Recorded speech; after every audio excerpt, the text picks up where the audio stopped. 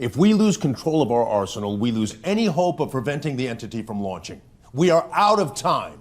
Holt, sir, I'm a big fan of your work. You are absolutely incredible. So seeing you in one of my favorite film franchises like Mission Impossible was a dream come true. This is the culmination of nearly 30 years of Mission Impossible history. And as a newcomer stepping into the final chapter, what was it like joining the long-running, high-stakes franchise?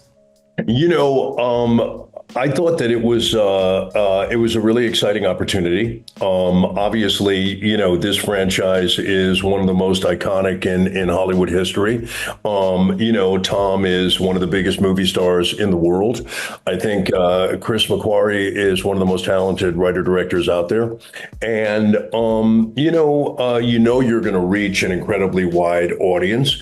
And, as a guy that had kind of toiled away, over many years, kind of working my way up the ladder, when you start to get calls from people like Christopher McQuarrie saying, "Hey, Tom Cruise and I would really like you to come and work with us on the final installment of Mission Impossible," it's gratifying because, there were many years, Joe, when I wasn't getting those kinds of calls. It took some time, but better late than never. Yes, sir.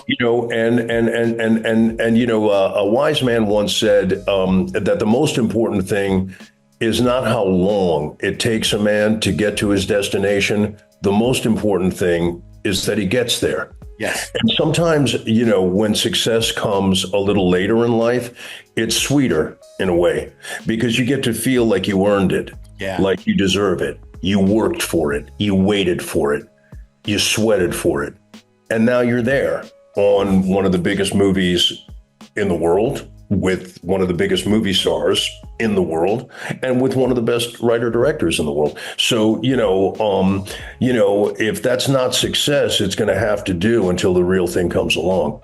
And you absolutely did earn it. I'm going to tell you right now, because you're a phenomenal actor, and I'm really happy that we're starting to see you in a lot of projects, just smaller projects, bigger projects. It doesn't matter. We're seeing your range, which is very important because you're fantastic. Now, look, when you get that call and you arrive on the first day, you're shooting scenes with like Angela Bassett, Tom Cruise, Nick Offerman. There's all these big stars in there. Do you remember your first day on set filming Dead Reckoning? And what stood out to you the most about how Mission Impossible set runs?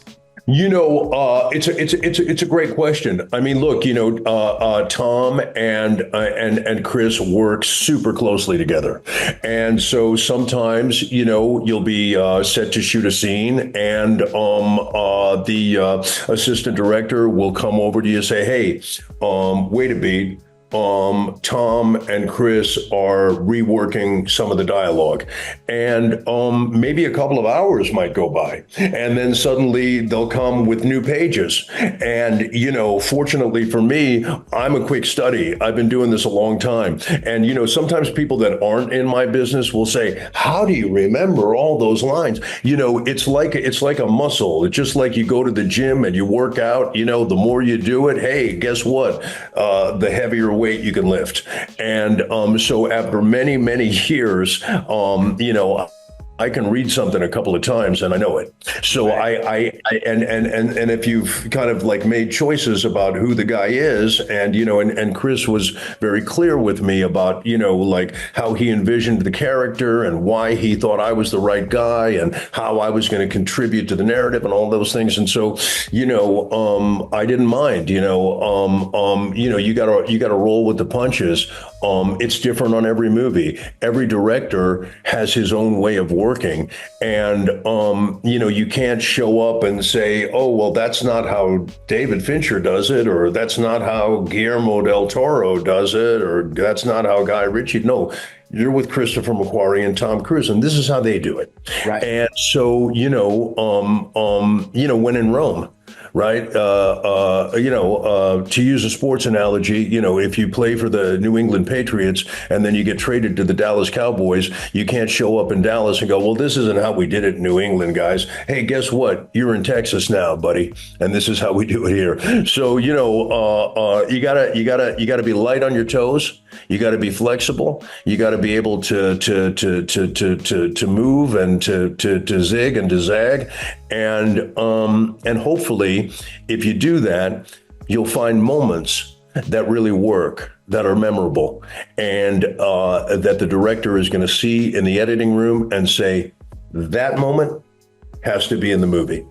And I had a few of those, and I was really happy about that. I feel like that's a lot of trust that you have to put in Christopher McQuarrie as well, knowing that like these changes are essentially happening in real time.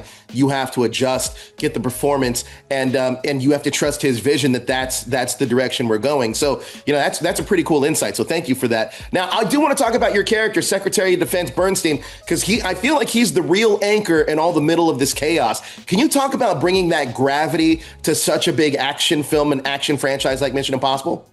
That's a really, really interesting question, and thank you for that. I consider that a wonderful compliment, and I'm grateful to you. He's the skeptic. Yes. Right. I think that he's a guy who sees Tom's character as kind of a cowboy. You know what I mean? As somebody that shouldn't be completely trusted, and he's very suspicious of Tom, and so he questions, his motives, and he questions his ideas, and everything that he intends to do. But he's also, a big enough guy to be able to admit when he's been proven wrong, and so I liked that fact that that Christopher included that.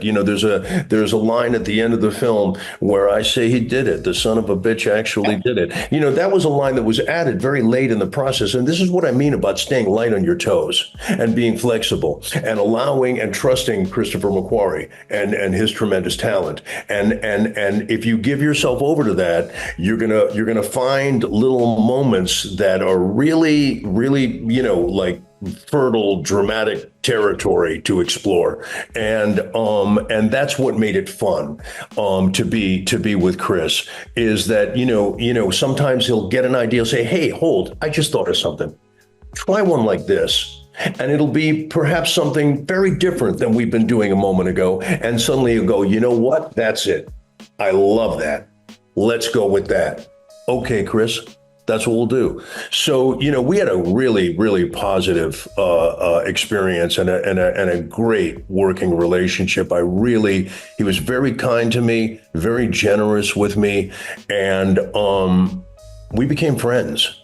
And you don't become friends with every director, So I was grateful to Chris, and I hope that Mission Impossible: The Final Reckoning won't be our last collaboration.